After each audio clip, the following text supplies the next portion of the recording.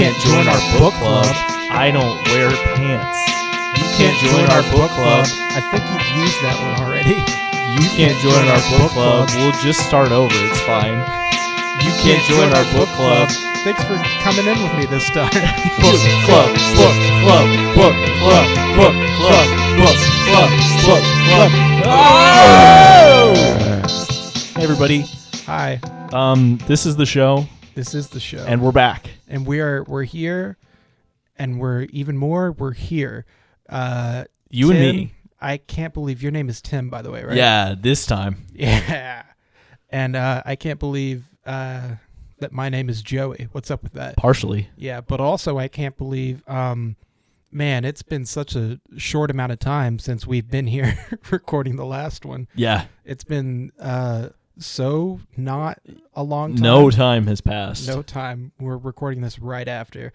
It is definitely not 2 months later. Hello, people, everybody, and also people. You can't join our book club, the book club, the podcast, the only podcast. And today we are reading Roadside Picnic, a book, a sci-fi book, a Russian sci-fi book to be more specifically, by two brothers. Do you want to take a chance at pronouncing these guys' super Russian names? No. All right, so it's Arkady. I looked it up. Okay. Which doesn't seem right. No, it doesn't. And Boris. We all know Boris. Boris is good. Yeah. Strugatsky. Boris is easy for me to do. Yeah. Say the last name again. Strugatsky. Yeah. These Arkady? I thought it was like Arcady. See, that's what I thought it would be. That's what I thought it would be too. But I looked it up today. It's Arkady. That's a cool name. Yeah. He's dead. Rip in peace. Yeah. Boris is still with us, I think. Good. But yeah, so this is a science fiction book. Yeah, one of them from Russia from the 70s. Yeah, I picked this one. Yeah. Because I heard that it was really good. And Tim, let me tell you, I don't think I like this book. Really? Yeah. Really? Interesting. Yeah. That's not what I thought you were going to say. For one thing, I thought you had already read this book.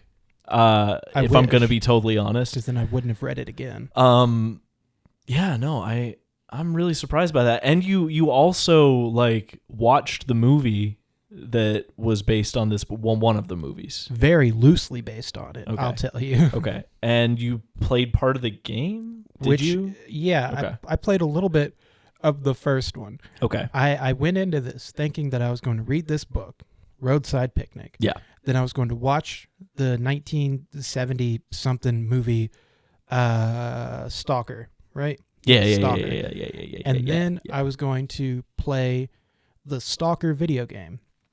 What I failed to notice on the bottom of this, it says Stalker Video Games with an S. Oh. There are three of them. Yeah. That's a little surprising. I'm not going to do that. But yeah, so the movie is very loosely based on the book. Yeah, that's not surprising. The games are kind of based on both of them. Okay. From what I've read. Huh. Yeah. So I just want to get this out here at the very beginning. I have read this book 3 times and also listened to the audiobook version of it, and I find it so immensely boring. I not only fell asleep listening to the audiobook twice, I fell asleep reading the book twice. Yeah.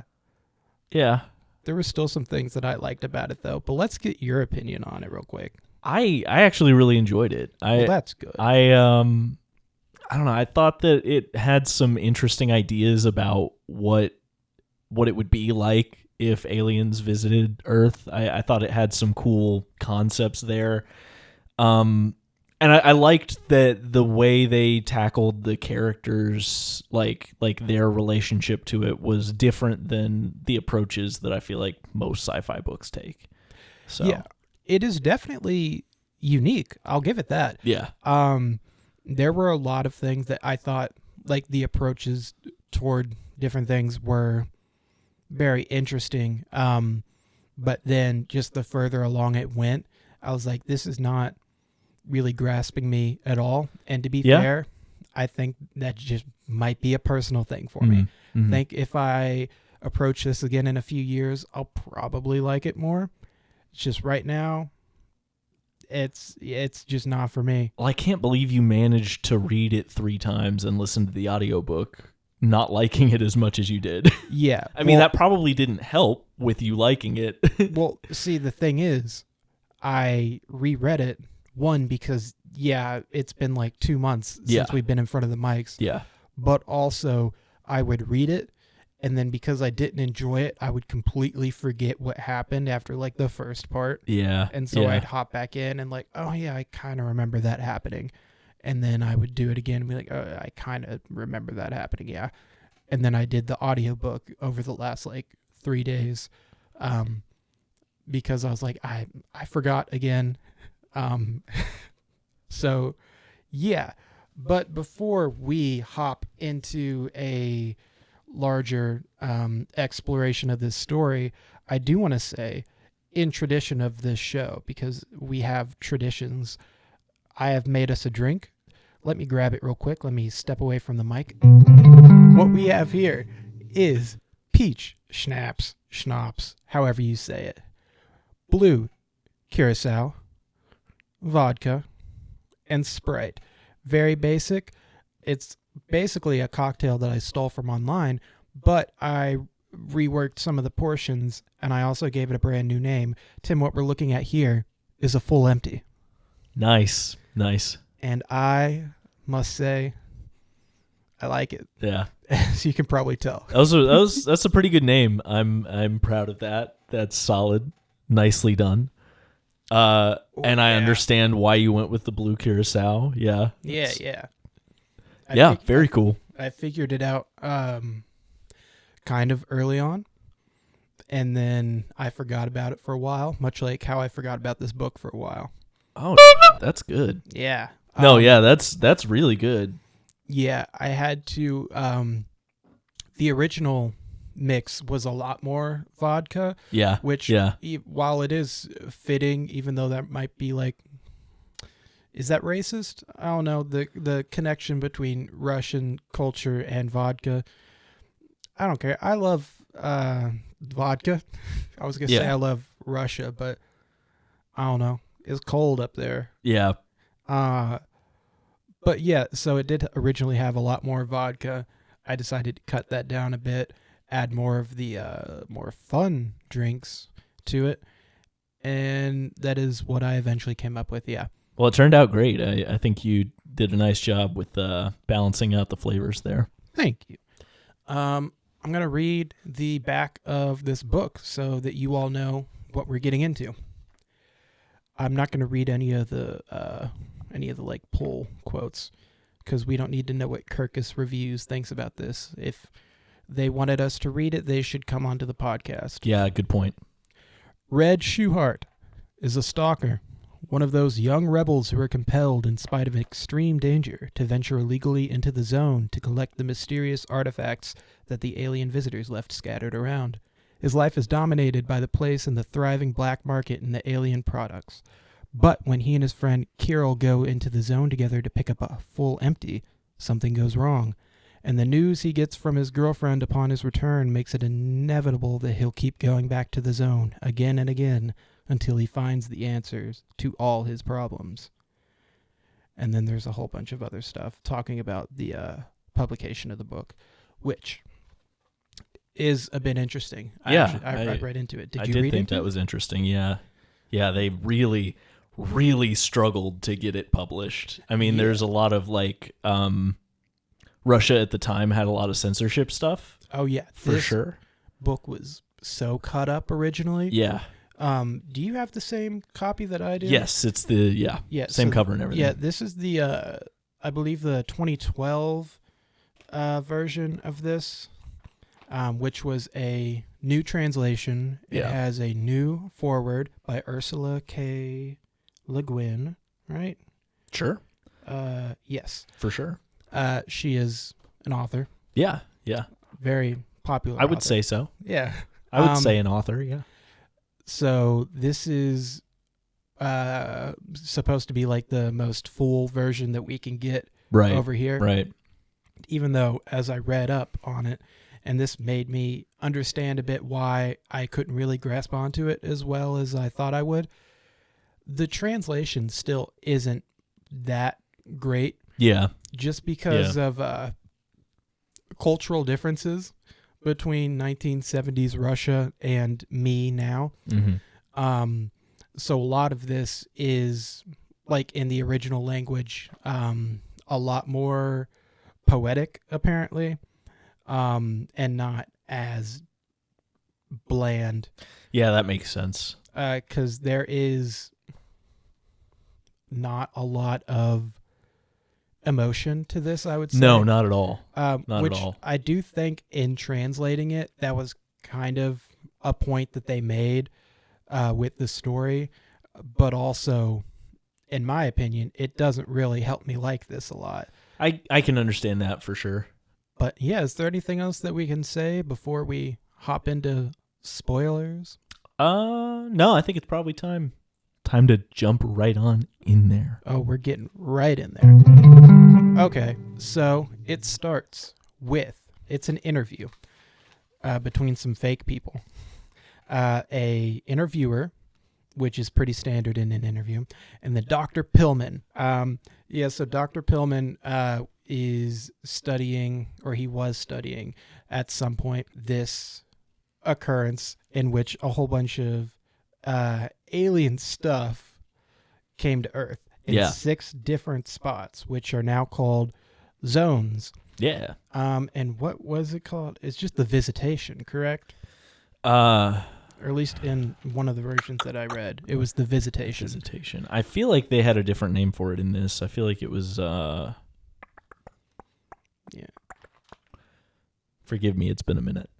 Yeah. So it they just call it the Visit from what I'm seeing. Okay. Yeah. Okay. So that's going to be another 100%. thing. I read 2 different translations of this. Oh yeah. And then also the audiobook was the second translation. Okay. Which has some different terms than this. Interesting. Some funny terms, which we'll get into later. Okay. That's part of the game, just to let you know. Oh no. I'm a little scared. So it's basically, so this scientist, Dr. Pillman, is basically explaining to this interviewer the events of the Visitation or the Visit, in which I don't think they really explain much about what the aliens actually did, but in 6 different points across the world, alien junk came down. Right. And these zones are now kind of forbidden to the general public. Right. And he's just explaining like all the science behind it, which it's interesting fake science, I'd say. Yeah. There was a whole thing going on where he was talking about the trajectory of how all the like stuff landed on Earth in the zones, and he's explaining it as if you're like spinning a globe or something, like a spherical object, and you spin it and you shoot it 6 times. That is like how it would land randomly onto the globe, and using that they could kind of guess where the trajectory like originated, like roughly where the aliens came from. Okay. I did think that was kind of cool. Yeah. So yeah, there's not much going on in the beginning. It's just a couple pages, and he's just explaining kind of like the events that are leading into everything that's going to happen. And then we get to the first of 4 sections, in which we meet our main character, Redrick Schuhart, nicknamed Red. He's 23 years old. He works for this science institute, and they are people who travel into the zone in order to pick up alien artifacts and bring him back to be studied. Well, yes. I also feel like it should be noted that like they make a point of that's not something that they do a lot. Yes. It's they study the technology that's been brought out of the zone, but they don't take a lot of trips into the zone because the zone is stupid dangerous. Oh, extremely. And so Red is what they call a stalker. He was. He's not. He's totally not. He's not stalker. right now at all. If the police ask, he is definitely not a stalker. Because being a stalker is illegal. Yeah, you can't just go into the zone. Those stalkers are citizens that are not authorized to go into the zone that go in there to scavenge, basically. Yeah. They'll just steal junk and sell it on the black market. So with his expertise from having done that for years now, they at the Institute have him on staff as like a guide, more or less. After he was arrested, he was in jail for a little bit. He got in trouble. More than once, I think, at that point. I think so, yeah. I think there was... I'm not sure how deep they dive into it, but I'm pretty sure there was like one incident where he was like in jail for like 2 years or something. Yeah. And then after that, he was hired by the Institute. But anyway, he works with a Russian colleague named Kirill, which I looked up. That's apparently how you pronounce it, who is a Russian man. And that actually, tangent a bit, I looked into... like any differences between the translation and the original text, because I was wondering, like Kirill is he's a Russian in this story, and I was wondering if like that was changed from the original where like everyone was Russian and he was like, you know, just some other ethnicity. But no, apparently that wasn't changed at all.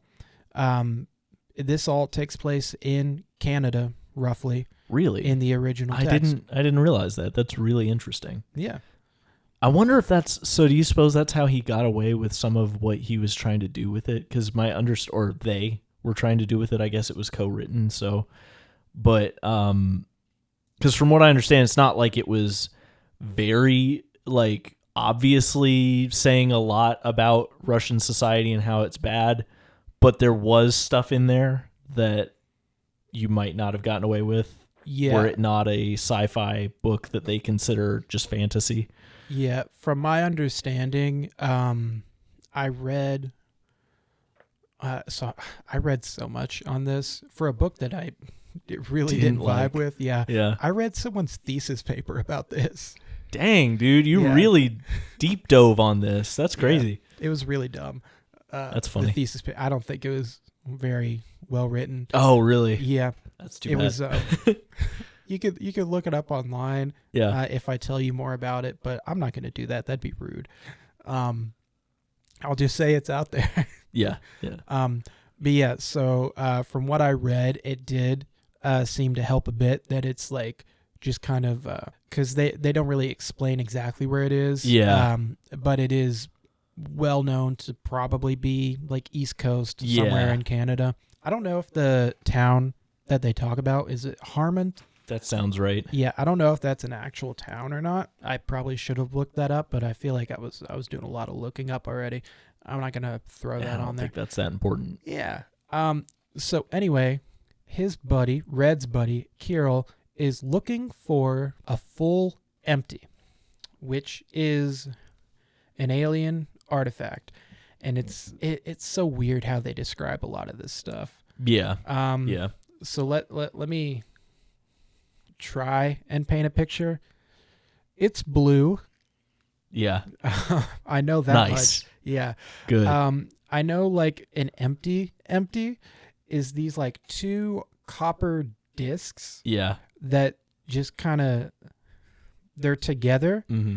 Like they form a it's a container basically. Yeah, it's a container. But there's nothing holding them together. Right.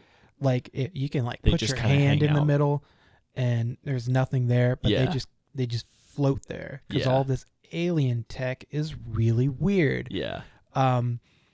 And I picture them like crash cymbals for those who know what those look like. I mean, it's just like you're picture a cymbal from like a drum kit, two of them pointed at each other, but they never come together, and there's just space. Yeah, you could like put your head in there. Although I think they said that would probably be it's bad. Not good. Yeah, probably. Yeah. And then the one they're looking for has blue in it. Yeah, it's got blue in it. Yeah. Which is, I don't know if they ever fully explain what it is, because I don't think they actually know what it is. That's kind of like a key point for all this artifact stuff, is that they don't know what it does. This is a big part of what I like about this book, is how little they actually know about what's going on. Mm-hmm. And like some of the discussions about that in the book I think are really interesting. And that's just that's part of what really draws me to it. I thought that was really cool in the beginning, and then it just keeps being that. Yeah, I'm like, that's man, fair. I get that that's the point of the story, but these guys are dumb. But yeah, so the full empty, it has some sort of blue energy in between the two copper discs, which might be like a new energy source, like a battery or something. Right. They don't really know. But Red's buddy wants to figure it out. And finding a full empty is pretty rare. So it's either Red or Kirill or someone that one of them knows thinks that they have found the location of a full empty near, in the zone near the Institute. Yeah. So the two of them, along with another man whose name I cannot remember, but I don't think he's terribly important. No, not at all. They decide to trek out into the zone.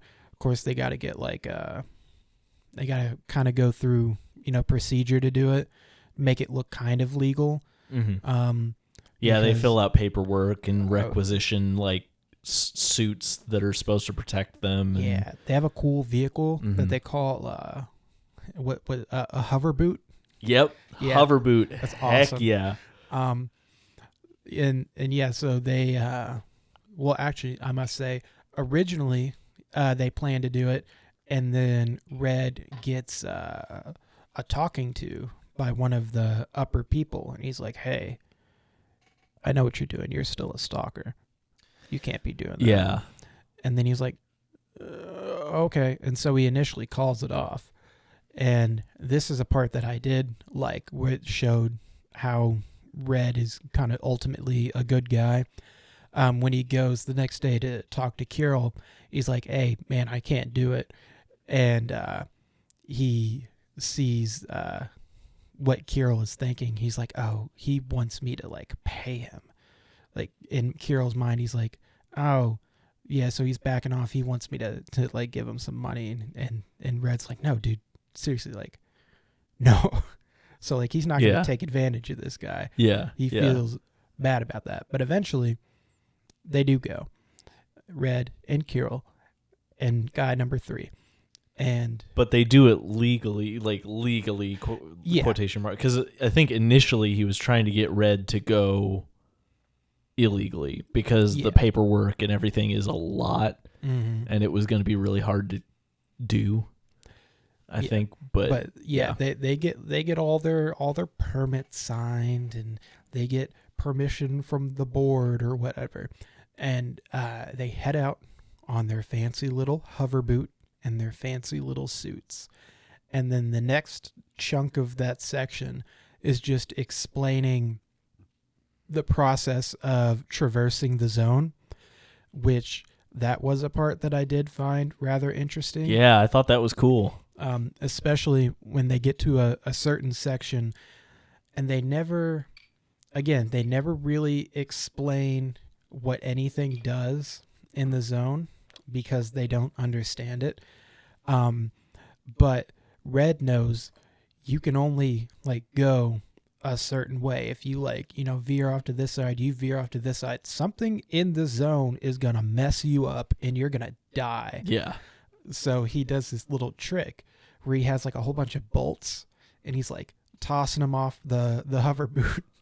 He's like tossing him, and he's like, okay, go that way and stop right at that bolt.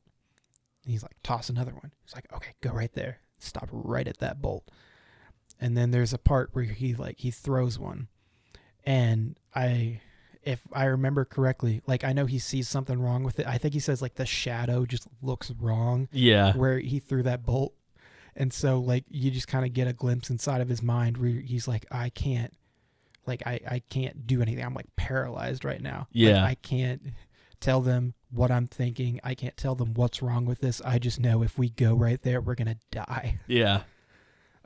So he throws it another way. He's like, all right, we got to get out of here. Go this way. Yeah. And they eventually make it to this, I think it's a warehouse or something, an old garage or something. And they find the Fool empty. And out of the corner of his eye, Red sees this like silvery little like cobweb type deal, which I read into that a lot after I finished the book the first time. Yeah? Yeah, because spoiler, I don't think the cobweb is actually there. Really? Yeah. From what I was reading and what I gathered a lot on the second and third reading, it's not as simple as there being like two different like dimensions, but there's like two different planes or something, I think, that are interacting in the zone, which I think is from what I read online, that's why he like sees a lot of like weird things in there, because it's like stuff that he shouldn't be able to see. Okay, so Red is like kind of attuned to it in ways that other people aren't. Yeah. Whether through experience with it or just a natural predisposition to seeing those things. And it might have something to do with, I think he was there like during the visitation, or he was near a zone. Yeah, yeah. Which they explain later in the book, like people who were like near the zones, like when they first came into being, they usually don't show signs of like anything going wrong. Like there's no radiation or anything, but if they go anywhere else, stuff just starts going bad, like everywhere. And so I think go ahead. Sorry. I think that, so like all the people that were in the zones, I'm pretty sure died. Yes. Not like immediately, but all died. And then, all of the people in the areas around the zones and all of the stalkers and people that have contact with the zones, if they move to another area, problems happen. Not like problems you'd expect, like people get sick and stuff, but like there's like bad luck, basically. It was they were talking like statistic wise, it's like, oh yeah, like this guy, he moves to Detroit, and then over the next year, like car crashes, they just number so much higher now. Yeah. It's like, whoa, that's crazy. I don't really know how that works, but that's wild. But anyway, they're in the warehouse. Red sees this cobweb, which is like, I can't tell if that's supposed to be like just him like seeing something that's not supposed to be there, or if it works more like symbolically of like it's like a threat, like it's like a Greek kind of thing, like the whole like thread of fate and whatnot. Oh yeah, I see what you're going for. Yeah, but his friend walks into it and he breaks the thread. Mm-hmm. Remember that. He like bumps into it when they're trying to pick up the full empty. He when he bends down, he like brushes against it. Yep, and he breaks it, and then they get back. And which something to note that I think is really cool about the vehicle is that it has a computer brain that remembers the route that they took, so they don't have to do the same thing on the way out. They just press a button and it like retraces its steps. I thought that was really neat. It's really smart. Like I like that concept. What I don't understand though is why can't they just do that every time? Well, I Like, think does the I does think the that stuff they in the zone change? I think that they probably could. That's my assumption, is that they could, but they were going to a new location.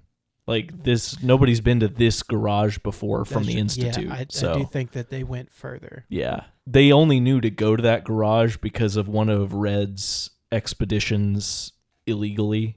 So it wasn't like an Institute thing that he knew about the full empty being there. So Anyway, they get back. I believe this is when Red runs into one of the guys who was responsible for him being captured before. yeah, one of like the police captain or something, Yeah. more or less. And he has a conversation with them where he's like, look at you, you dirty little stalker. What are you doing here? And he's like, actually... You dirty little stalker, you. Yeah. He's like, well, actually, I cleaned up my act. I'm a nice guy. I'm now. really cool now. Yeah, I'm really cool. I'm a freaking science nerd now. And he was like, man, nice. I always knew you would. Yeah.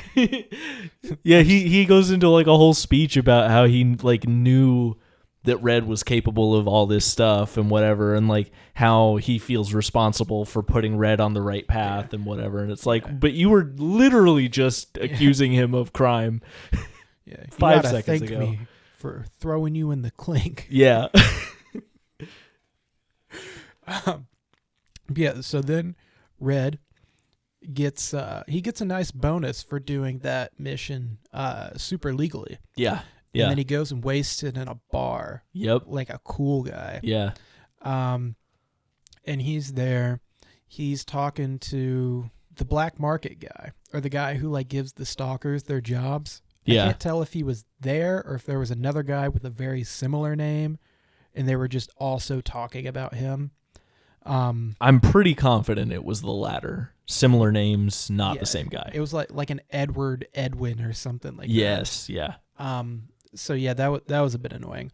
But so Red gets propositioned by this younger guy. He walks up and he's like, "Hey, I'm gonna go do this thing in the zone. You're Red. You're known for doing things in the zone. We should go do this thing in the zone together." And then he gets word from someone that he's drinking with on the phone. It's like, man, did you hear this dude, Carol, he's dead. Yep. Remember that thing that I said about the cobweb and how it's like the thread of fate? I think that might be symbolism. Oh. Yeah, they even did a whole thing when they first got back where Red was like checking to make sure there wasn't anything there. Like they were hanging out in the showers. Yeah, right? he checked out his suit, and then once they were like in the showers, he was checking to see if he could see any like evidence that anything happened, but there was nothing. Yeah. So yeah, so Red starts kind of freaking out, and he like grabs that younger guy who was talking to him. He's like, "Dude, are you just doing this for money? Because like I'll give you money right now. Just don't go into the zone." Yeah. He doesn't take it though. He's gonna go into the zone and he's gonna die because that's how things work. And then he goes home, or maybe not home. He goes to see his girlfriend, Guta, and she has some news for him. She is pregnant, and she is keeping it, which is important because I don't think we've established yet. Stalker babies are weird. Yeah. Yeah, that's something that they established before this news is brought up, that when stalkers have kids, they are always some mutant thing of some sort. Yeah. But he's happy about this. Yeah. And yeah. the section ends and he's like, "Well, now I know I have to be like a good family man now. I can't be a stalker anymore."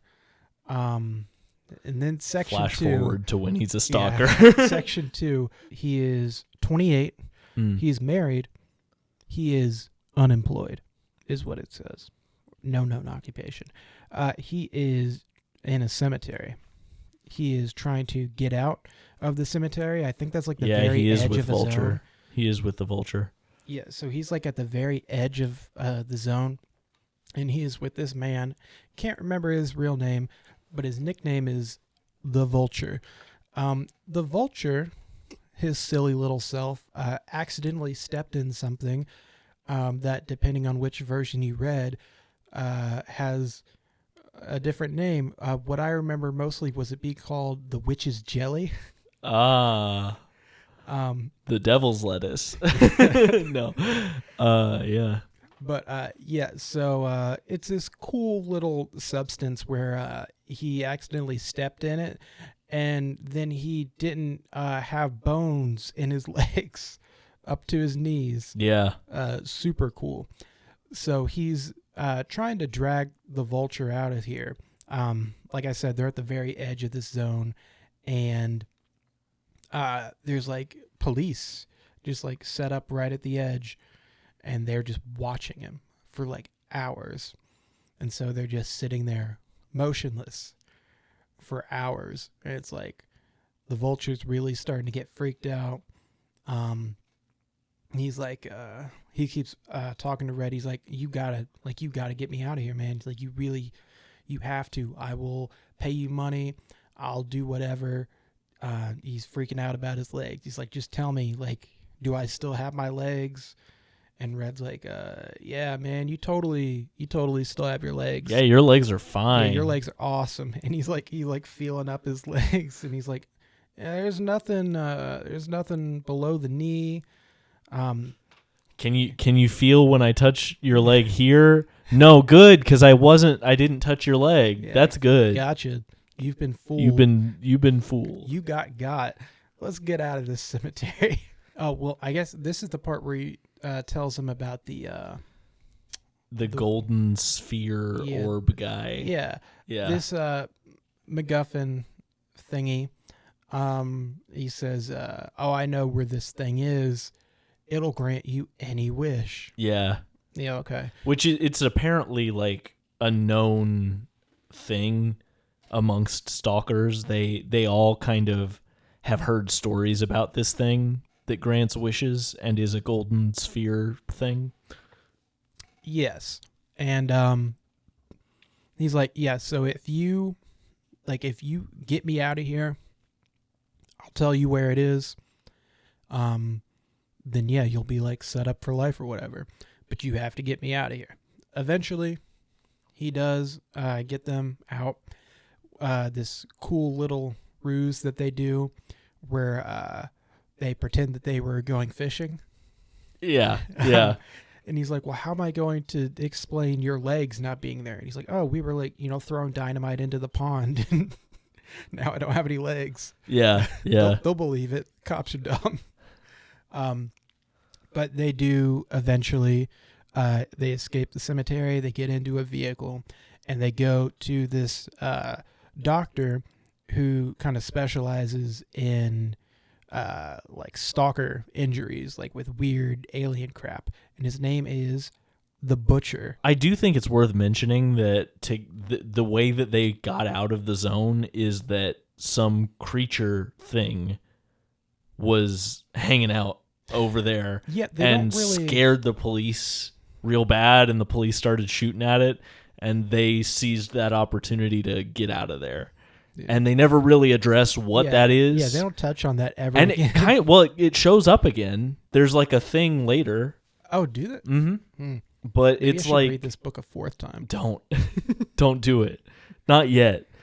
But yeah, it's just like they never really explain what it is, what it looks like. They're just like there's something there. They know there's something there. They can kind of see the outline of something, but that's all we really get to know. But yeah, so the Butcher happens, and he kind of drops him off, and then we find out later what went down, and it's what you would expect. He lost his legs. That's it. I guess the Butcher amputates far enough up to save what he's got left there, so he's got some stumps. Did he get to keep the knees? I don't remember. I know that he was talking about the knees for forever. Really I don't think he got to keep the knees. That's a bummer. Yeah, because I think, because it just makes it a lot easier. Yeah, if you have knees. Yeah, definitely, for sure. Knees are nice, but so Red makes it home. and they've he unloads his fishing gear, and then takes the spoils of their stalking, and kind of looks through it, sees what he can see, kind of inventories it a little bit. Well, I think he takes it all out of the vehicle, but then he goes in to see his like wife and kid, and Guta. They do a whole morning thing. And monkey. Yeah, the monkey. Yeah, the monkey, which that kind of made me feel weird. Yeah. Like, because I think they drop in like the third or fourth section. She does have a name, but they only say it like once. Yeah. It's like Maria or something. Yeah. But yeah, no, they just they call this poor little girl Monkey or the monkey. Yeah. Because she got hair everywhere. Yeah, she's really hairy. Because she's a freak. Yeah.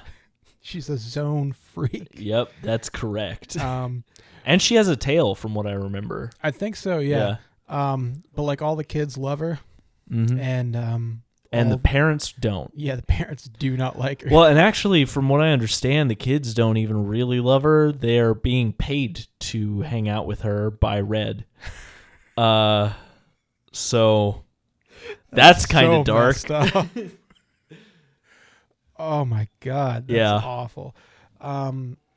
Yeah. But so he says hi to Guta. She's all angry at him because he was gone for so long, and she never likes it when he's in the zone because, bad. Yeah. And he does his nice little dad thing with his daughter. They play a little bit, they talk and laugh a little bit, and it's kind of cute for a second. And then he keeps bossing his wife around. He does. It's like, make me some coffee. Yeah. Make me some fish. Yeah. I'm going to the office. Give me my suit. And so after they've like kind of breakfasted, and I think he's like showered and gotten cleaned up, he goes back into the garage where he's got all the stuff that he collected. See, yeah, this is what I was thinking about, because he's not working for the Vulture at this point. He's working with him. Mm-hmm. He works for him later. Yes. But so he's kind of inventorying the stuff that he and the Vulture grabbed. He goes into some detail about what the different stuff is. There are these like pins that make. Oh yeah, he said. Yeah, he gets these like 73 pins. Yeah. And 12 of them have they have life in them, or they got juice or something. Right. And what that means basically is he was able to squeeze them hard enough that they emitted some sort of light. Right. And he said, well, theoretically, these all got the juice. My fingers just aren't strong enough. Yeah. I was like, okay. And then they don't bring it up again because it's not important. Right. Yeah, all the stuff is kind of like that. There are like rings that spin and stuff. I don't know. They all do different things. So it kind of talks about that just a little bit. And then he hides some of the stuff, I think. And then like there's this one porcelain thing that's got something in it, and he hides that. And then I think the rest of it he packs up in his suitcase because he's going to go meet with the people that hired them to go into the zone. Yeah. And get to the zone. So he goes and meets with the people, and they're kind of well known in the stalker community. They're important. Yeah. They're kind of like mob bosses, more or less, from the perspective that we have in this. So he shows up to this meeting, but he's early, so he I think grabs a drink at the meeting's at a hotel. And he grabs some food or a drink or something at the restaurant at the bottom of the hotel, and runs into the police dude or someone of that nature. Yeah, I gotta say this is it's where you start to forget what's. Yeah, this is where the book loses me. Yeah, basically he meets with this guy not out of intention. He just runs into him there. And they have a brief conversation. But he goes up to his meeting, and they're all upset because he met with this guy, and they're like, "You're not supposed to talk to people." And he's like, "Well, you shouldn't have had me meet somewhere where there are a bunch of people that know me. That's kind of stupid on your part." Yeah. And they have a whole argument for a little bit, and one of them is really not about it, and it's a whole thing. But basically, he sells a bunch of the stuff. They're like, "Where the heck is the vulture?" He's like, "He's not doing great." And that's kind of the end of that. They give him some money, and they're like, "We need you to get some of the witch's jelly." Yeah, the witch's stew. If you wouldn't mind, fetch us some stew. Yeah, he goes back into the zone. He doesn't really. I don't think it really explains how he procures it. That's probably why I don't remember it. But I'm pretty sure that it goes badly. I feel like they procured some jelly on the trip with him and Vulture, but he didn't bring it with him to the meet because he doesn't want to give it to him. You know what? And that's what's in the porcelain thing. Yeah, I think that's it, because that's what he leaves behind so that it can be sold. Yeah. So that the money can go to his wife. Yeah, because at a certain point he realizes that they know that he was in the zone and he's gonna be arrested. Yeah, and the reason I remember the end of this section is because it's really sad, because he's talking to his wife and he's like, "Yeah, I'm gonna get arrested. It's not gonna be for that long. It's gonna be a couple months." And then as soon as he leaves, he makes his calls. He's like, "Hey, I have this thing. You can sell it. Give all the money to my wife. I'm going to be gone for a while." Yeah. And it's like, oh, yeah. Dude, that's a bummer. And that is where that section ends. Yeah. He's going to get arrested. And newsflash, he does. Yep.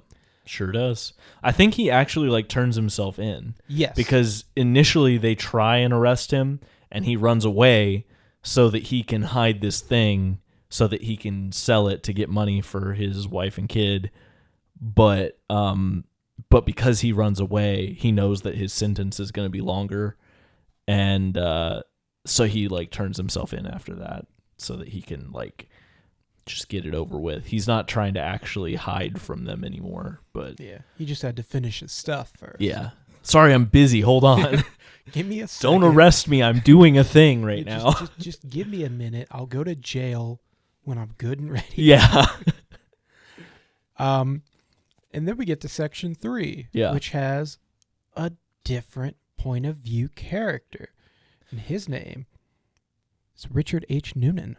Yeah. This is true.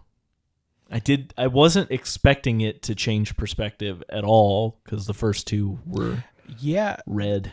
It is interesting. I would have enjoyed reading about Red in prison. I think that would have been interesting. But now we get to read about this business dude. Yeah. And I have to say, maybe my least favorite section. I can understand that. Mostly because it's boring as all get out. There's not much that happens. He has let me explain what all happens. He has a meeting with a dude. Then he has a meeting with a different dude. And that different dude is like, "Hey, we're trying to get you to stop all this stalker inventory coming out. You're doing a bad job because there's more stuff coming out of the zone than ever." And he's like, "Nah, that can't be true." Yeah. Also, there are robot stalkers now, which I don't know how much I can read into it because this is a translation, so I'm sure a lot of stuff was lost. But I feel like that was maybe leaning into some theme about, automation. But it also felt like it was the 70s, so I don't know how much of that was really going on. Oh, that was Russia. already in Russia. Fair point. Who I knows? I don't know anything about Russia. I know 1930s Russia, and that's all. No, I don't know anything about Russia. 1920s Russia. There we go. Oh, okay. Because they were making movies back then. They were perfecting the montage. Nice. That's a Russian movie technique. That's wild. If you didn't know. Yeah, so I think that's most of what happens. He goes to see Gouda and the Monkey. True. Great band name. Yeah. And you find out that he's kind of friends of the family, sort of. Yeah. It's awkward. He's not there much lately. Which I don't know if that had to do with the fact that, like, I think he was the one who helped get money for them. Like, I think he was the dude that Red called. I'm pretty sure. No? I don't think so. Are you sure? Pretty sure. Pretty sure he called the people that he was having the meeting with. Bones and Slappy or whatever their names were. Maybe I misread that. Yeah, he's kind of close. But Red's out of prison now. And so he's hanging out there. And he's like, man, my good friend freaking Dick Noonan is here. Yeah. We're getting wasted. Yeah, we're going to have some Bloody Marys or something. Also, is this the part where his dad is here? Or is no, that's not yet. Okay. That hadn't happened yet. Dude, yeah, so basically they just kind of are hanging out. They're getting drunk. It's like, man, isn't life good? That's section 3. The worst section. And at that point is when you start to find out that the monkey is starting to not be able to, like, she's not learning more. She's actually, like, regressing. Yeah. She's learning less. She's becoming monkey. Yeah. Yeah. Because when you first meet her in the previous section, she's like, you know, an intelligent kid. Yeah. She's a smart kid doing smart kid stuff. And then in this one, she's like kind of more like an animal a little bit. Yeah, she's like she's not talking. She just kind of like stares. And then she gets real scared by strangers. And part of the conversation they have is about like Noonan suggesting some ways that they could maybe treat her. And they're kind of like, that's stupid. You're dumb. Do you not understand how that's not going to work? Because nobody knows what to do about this. Yeah. And is this the part where they're talking about how stalkers kind of affect the world? Yes. Yeah. So he digs into that. I think the example that he brings up, I'm not sure. I don't remember if this is a real person or just like a fictional example that he makes up, but he's saying like, so imagine a person, they were near one of the zones when the visitation happened, and they stay there for a while, but then they end up leaving. They move to, say, Detroit, and then over the next year or so, you'll just see like car crashes, numbers go way up, and just like a whole bunch of really, weird stuff like that. Fires and other things. It's just like random bad events happen more. Stuff that like one person couldn't actually just be responsible for. Yeah, but like they are. There's no way that this person's like committing crimes or something that's causing this. It's just like, it's just their luck. They're there now. Yeah, their luck just kind of tanked the town. Yeah. And that's why. And this is something we didn't even bring up, but in the first section, in the bar, a guy shows up, and he's trying to get Red to move. Yeah, because that's like their whole business. He's like, "Hey, man, why don't you just like get out of here? We'll give you some money. Why don't you and your family just freaking beat it?" Right. And he's like, "Nah, man, I love this place. This place is awesome for some reason." Yeah. I think he's kind of like, this is the only thing I've ever known, so this is just like, I'm staying. I like that he was like, what am I gonna do? Go to like London? Yeah. What am I gonna do in London? Have a job? Yeah. I could just keep going into the zone. That'd be, and I'll have weird mutations and stuff. I can just be in the zone forever, baby. Yeah. But it turns out that that entire business is outlawed now because they don't want people who were like present during zone visitation stuff to ever leave because it's just messing up everybody else's lives. Yeah, and like at that point there's no legal precedent for not letting them move, but we're not going to encourage it. But everybody's trying to stop them from moving. Yeah, like just please don't, please just stop. Please don't. Stay. Stop. And yeah, that is section 3. Yeah. Section 4. This one has Red's dad, who is a zombie. Yeah, he is. What the heck? Yeah, so something really cool about the zone that I don't really understand, but people are like, are they even really coming back to life, or are their corpses just kind of like reanimated? I feel like it's more that. Yeah. So is it Noonan again who goes to hang out? Yeah, so he goes to hang out at Red and Gouda's place. And he's like, hey, man, come meet my dad. And then there's just this like old-ass corpse on the couch. Yeah. Like smells disgusting, looks terrifying. Yeah. And it's really weird because he says something like in his narration. He's like, oh yeah, I looked into Red's eye and I saw this gleam of like true love for this dead guy on the couch. Yeah. So it's like kind of starting to become, or no, it's not. It's becoming a thing. It's not becoming a normal thing because the Institute is trying to stop it. 100%. And they are explaining that a whole bunch of like Institute guys came to Red's apartment and they were like, oh, hey, we just want to like check up on your dad. We heard he was back. And he was like, oh yeah, go ahead.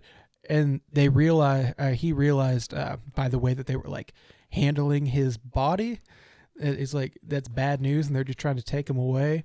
And so they were like, they don't really explain it, but they're like, yeah, he just kind of like flew into a rage and he like threw 7 people down a flight of stairs. Yeah. And he started chasing them 4 blocks. Yeah. It's a really interesting turn that I didn't see coming. And then is there anything else important that happens before he ventures into the zone one more time? No, I don't think really anything important. He talks with the Vulture's kids, doesn't he? Yeah. Yes. The Vulture has 2 kids, Arthur and Gina? Maybe. Tina? Possibly. But yeah, and then he decides to go into the zone with the Vulture's son, Arthur. Dun dun dun. Every day. Yeah. They are in search of the golden thingy. Yeah. You remember that MacGuffin from a while back? Yeah. They're going to go look for it. And this is kind of messed up because what Red knows, but Arthur does not know, is that in order to kind of turn the golden thingy on, you got to kill a dude or like sacrifice a dude to it. And spoiler alert, that's why Arthur is there. Yeah. So they're going into the zone. Is that in both translations that way? It's in the earlier one for sure. Because I think it's somewhat implied in the other one, but I don't think it's stated outright. Interesting. Like I'm not sure. In this one? Yeah. Ooh. But I could be totally wrong. That'd be a weird edit to make it more vague. Yeah. After fighting all the censors. Yeah. Like, yeah, we're gonna make this just a lot more vague now. I don't know. You're probably right. It is just in there. I just didn't feel like it was that. I don't know. I don't know. Maybe I read too much into it in the original translation. Who knows? But they get to the golden thingy, and it's like it's really hyped up. It's like, oh, it's the MacGuffin. It's gonna be this like super like dope magical thingy. And then they get there, and he's like, no, it's just this kind of like this like brass orb just kind of sitting on the ground. It's not floating. It's not magical or anything. It was just kind of dumped here. Yeah. Which I do like that. Because it just kind of, throws a wrench in this whole legend of it. Yeah. Where it's like, no, this is just some alien trash. But yeah, they get to it, and Arthur, he goes up to it, and he's just kind of like, I don't know if provoked is the right word. It's kind of like just, dragged out of him, where he's like, oh, I'm going to make my wish. My wish is I want, like not like world peace, but like I want everyone to be happy. I want all this. You're looking at me crazy. Am I wrong? Keep talking. But he's basically like, oh, I'm a good guy. I want everyone to be happy. I want happiness for everyone. And more stuff. It's like, it's actually very, what's the word? Succinct. Happiness free for everyone and let no one be forgotten. There we go. And then he gets kind of cut off by the machine, because you know what the machine does? It lifts his body up and wrings him like a towel. Yeah. Which is so messed up. A little bit, yeah. Yeah. That part did mess me up a little, because it's like, damn. Yeah, it was rough. Yeah, the machine, or not even the machine, the essence, I guess, that is guarding the golden whatchamacallit is called the meat grinder, which is the thing that requires the sacrifice. Mm-hmm. And yeah, it grinds his meat for sure. Yeah. And then you just get like quite a few pages of Red just sitting there like, oh my God. Yeah. Oh my God. And he's like taking a drink. He's like, oh my God. And then he goes up to the golden thingy. This has to have a name. But it's too late now. We don't need to worry about it. He goes up to the golden thingy, and in his mind, he's thinking like, oh man, I have so many things I could wish for. Something about my dad. I can get my daughter to be not a freak anymore. And then he goes up to it, and he's kind of compelled to say, let me find the words real quick. It was pretty well written. Happiness free for everyone and let no one be forgotten. And then the book ends. Yeah, wow. That is the end of the book. Yeah. Wow. I will say, even though I wasn't the biggest fan of this book, that last section, I like knocked my socks off. That was good stuff. Yeah. Really like the ending. I think it speaks to Red's character a lot. Yeah. And in going back and rereading it a couple times, you could really see that it was all kind of built up to that, because yeah, he is probably most likely a good person. Yeah. Of course, that's up for debate, and even for sure. at the end, that's up for debate, because why does he say that? Yeah. Does he say that because he believes it? Does he say that because he thinks that that's what he should say? Does he say that because he feels guilty for having that other kid be meat grinded? Yeah. Meat ground. Ground beef. Yeah. Very interesting. I read a few different opinions on that. I would like to think that Red is a good person, personally. Yeah, that's kind of where I landed on it, that he was. That's but good. It is up for debate for sure. Yeah, because I think it evens out with the the golden thingy in Legend is supposed to be this sort of like almost like heavenly thing. Yeah. And it ends up not being that. No. But I feel like the effect that it has on people is sort of like that, where it's like, oh, you're just compelled to say, your honest truth. Yeah. Which I would hope that's what Red is saying. Yeah. Also, there is a section of this. In section 3, there's a piece of this that I forgot to mention that I feel stupid for not mentioning, because that's what the title of the book is. There's a whole discussion in the 3rd section. I was hoping we'd come back to this. Yes, about a roadside picnic. Hey, that's the title of the book, if Mm-hmm. you didn't know. And I think... I really liked it. Yeah, I think Such a cool idea. Fascinating. Because... I mean, I could. You know what? I did most of section 4. Do you want to take this? You seem excited about it. Yeah. I just basically it's Pillman,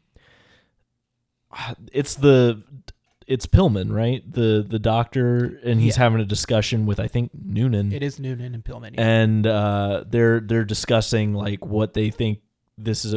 Basically, Noonan's trying to drag out of him what he thinks the whole visit was about. And what's going on there? Will we find out what this technology is? Are we going to figure this out?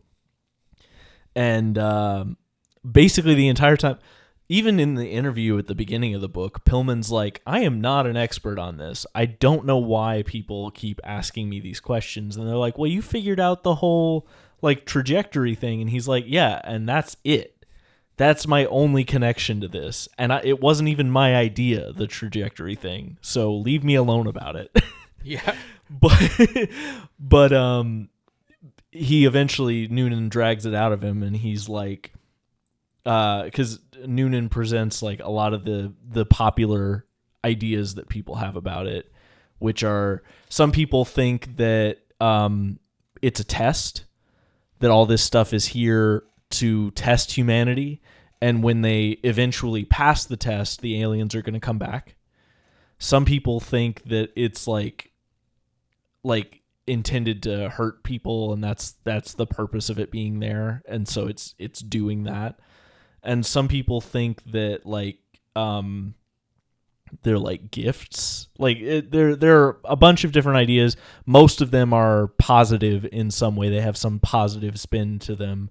And or at least that there's more to it. Right. And they have this idea that we'll figure out all this stuff about this technology and it's going to bring us into the future and whatever. And then Pillman's like, I don't buy that. What I think it is a roadside picnic. And he goes on to explain that that's like, the aliens came, they were going somewhere else. They took a pit stop here.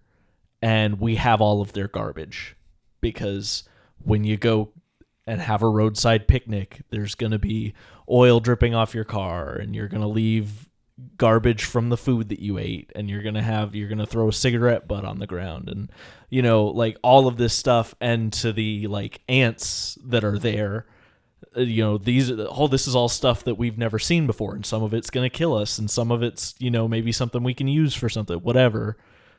But none of it is like really all that special. It's garbage. Yeah. And I really like that idea. That's and depressing. I like even more how he goes on to talk about like how they're using the technology currently. He's like, I feel like everything that we have found uses for and are using, it's like using like a computer for a hammer. Like, yeah, we're using it, but definitely not the way it was intended. It's probably capable of so much more than what we do with it. We just can't comprehend it. We don't understand it at all. Not even close to well enough to use it for what it's for. And I think that's such an interesting idea, that all this stuff is such foreign concepts to us that it seems like this mystical, magical stuff, but at the end of the day, it's probably just garbage. And I thought that was really cool. Yeah. Gotta say, that bummed me out a lot. Oh, for sure. It is not a fun time reading this book. It's not a uplifting book at all. Yeah, every time I got to that part, I was like, oh, man, okay. But it feels so accurate. Yeah, it's like, yeah, that's even more sad. It's like, yeah, I guess. Yeah, so that is Roadside Picnic. You really liked it. I really liked it. And I'm really glad that you liked it. Yeah. I'm not glad that you didn't like it, but I'm glad that we had different opinions. Yeah. I think that's nice. And the thing is, like, everything, or not everything, most of the things that we talked about, I really enjoyed. Yeah. It's just all the stuff that we didn't talk about, which is like half the book. I think that's what brings it down for me a bit. Yeah. I kind of like how dry it is, personally. I do think it's really interesting to note that from what you were saying, that the original Russian that it's written in is more poetic with the way that it addresses everything, and probably a lot more maybe cleverly written. Yeah. So from what I read, it was described as being akin to haiku. That's in really a way, interesting. Which is interesting because apparently one of the brothers actually studied in Japan for a while. Yeah. So that was possibly an influence. That makes sense. And but also, go ahead. I'd be really interested to know what that's like reading it that way. But I actually I know this is what you hate about it, or part of what you hate about it, but I like how matter of fact and just no flowery anything. It's just like, this is what happened. It's like it gives it this, for me, it gave it this eerie vibe to it where it's like almost an uncomfortable like accounting of events, because it's not written the way other things are, and a lot of that probably is the fact that it's a translation, but it has this effect when I'm reading it that makes it feel less like a book that I'm reading and more like here's a messed up thing that happened. and I just like it. I don't know what it is, but I enjoyed that. Yeah. Yeah. Well, I'm really glad that I picked this and got you to read it, and you really liked it. That makes me happy. I'm hoping in a few years I'll pick this up again, and maybe I'll like it a lot more. But now it's time to turn to our favorite section, in which we're going to play a little game. This is a game that I devised this morning. Oh, good. Sorry, I have like a lot of emails. Give me just a second. Why don't you read them on the air? It's nothing interesting. Oh, okay. Dang. Oh, hold up. All my notes are open here. Oh, well, that's exciting. Yeah. Heck yeah. I said the translation kind of sucks. The prose is sort of stilted. Humans aren't important enough for alien life, and that's a bummer. Something about the vulture's kids. All right, but let's get to the game. So as I said, I read 2 or 3 different translations. I don't really remember at this point. But they had all these alien artifacts. They have kind of goofy names. Yeah. And I realized that they had different names in the different translations. So I'm going to read a few of these, and you're going to tell me if they're real or if I made them up. Oh, okay. We're going to start with Floral Bloom. Real. All right. Next, we're going to go. Oh, I already said this one. Man. All right. Witch's jelly. Real. Yeah. Lobster's eye. Fake. But so these could be pulled from either translation of the two Correct. that you read. That's really mean. That seems a little unfair. Yeah. Fractal weavers. Real. All right. And my absolute favorite.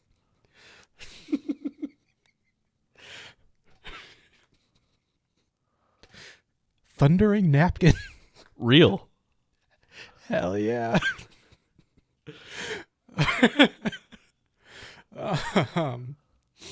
All right, so I'm gonna work up my list. Okay. Just to tell you, those were all. You had 5 of them. Yes. Okay. Also, we didn't really discuss a punishment.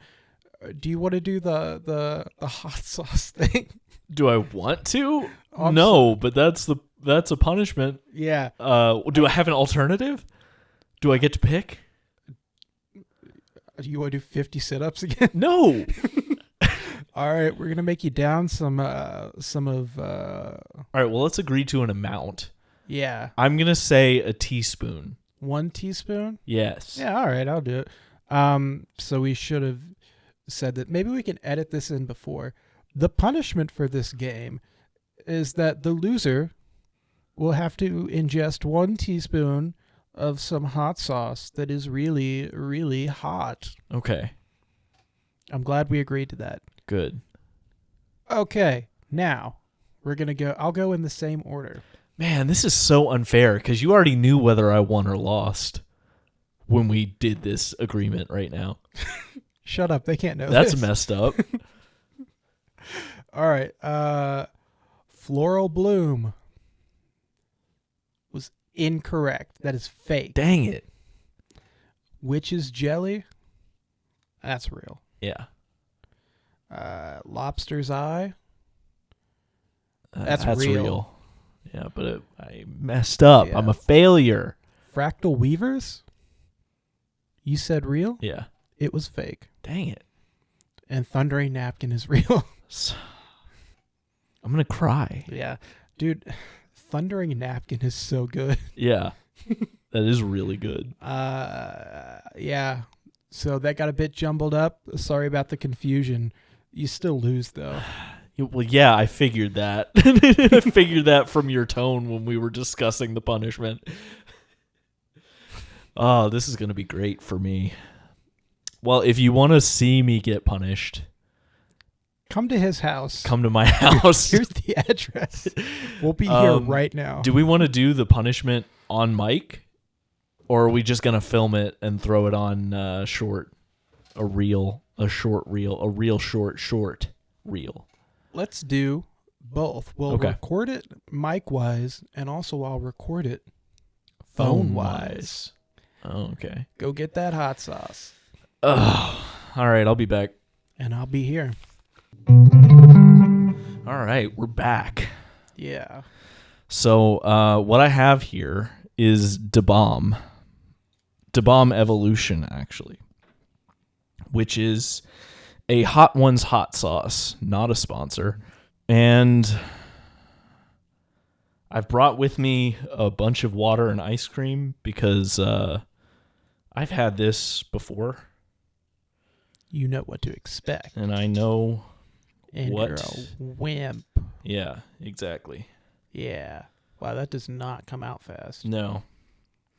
Yeah, it's kind of thick hot sauce. Oh, yeah. Real thick. It didn't start out thick. How long have you had this? Like 6 months, maybe. Oh. It's thickened up because I think of some of the hot particulates within the sauce. So do you think it's hotter now? Or it might be hotter, I think. Yeah. That's awesome. And I think that just I haven't mixed it that well every time I've used it, so there's less and less liquid in it every time. Oh, so it's and now just it's the hot. part. Yeah. Awesome. Oh. You're not my friend anymore. That's fine. I just wanted you to know. Ah, hot. Okay. Ah. Oh. Isn't drinking water, like, doesn't that make it worse? Just need to get it off my the inside of my mouth. I'm a hot sauce boy. I know about this. Oh, don't use the same spoon. Oh, no. I hope you're not sharing that ice cream. I'm not. All right. Woo! Well, I guess I should keep talking. So this is kind of interesting. Yeah. So I guess just to round out this episode, I want to say, man, thanks for listening to this one. We're having a great good old time doing this, and yeah, good times up in the studio. Oh yeah. Who knows? Maybe I'll get punished next time. I'll let you make the game next time. Yeah, I'll do that. All on you.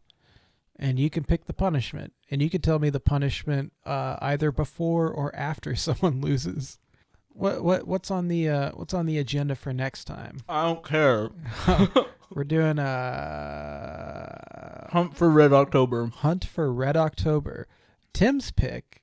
Tim picked this one, so it better be good, or else he'll be punished even more. How you doing, Tim? You doing all right? I'm angry.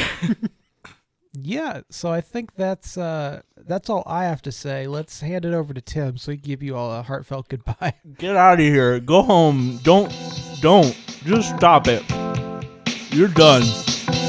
We're done. Everybody's done, okay? And that's all. Don't even...